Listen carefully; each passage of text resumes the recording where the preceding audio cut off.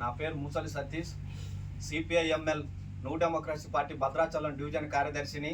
అజ్ఞాత దళ commander CPIML New Democracy Party Poonem Linganna వర్ధంతి 6వ వర్ధంతి ఈరోజు దుమ్మగూడెం మండలం గడ్డూరుగట్టు గ్రామంలో జరుపుకోవడం జరుగుతూ ఉన్నది.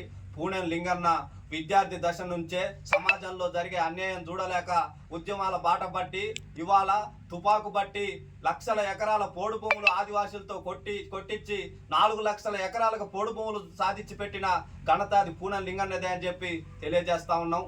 అట్లాగే పూనెన్ లింగన్న ఆదివాసీ చట్టాల గుట్టు విప్పి ఇవాళ ఫారెస్ట్ వాళ్ళ దాడులు అనేటివి ఎదుర్కొని విప్లవోద్యమంలో తనకంటూ చెరిగిపోని ఒక సంతకాన్ని అనేది తయారు చేసుకున్నాడు. ఇవాళ పూనెన్ లింగన్నది విప్లవోద్యమంలో చెరిగిపోని సంతకం అని చెప్పి, అట్లాగే పూనెన్ లింగన్నను అనారోగ్యంతో ఉన్న పూనెన్ లింగన్నను పందికుట్ట అడవులో పట్టుకొని ఒక ద్రోహి ఇచ్చిన సమాచారంతో అతన్ని 3000 మంది పోలీసులు చుట్టుముట్టి ఎన్కౌంటర్ చేసి బూటకపు హత్య చేయడం అనేది జరిగింది. ఇది చాలా దుర్మార్గమైన పరిస్థితి. ఇది రాజ్యాంగ విరుద్ధం.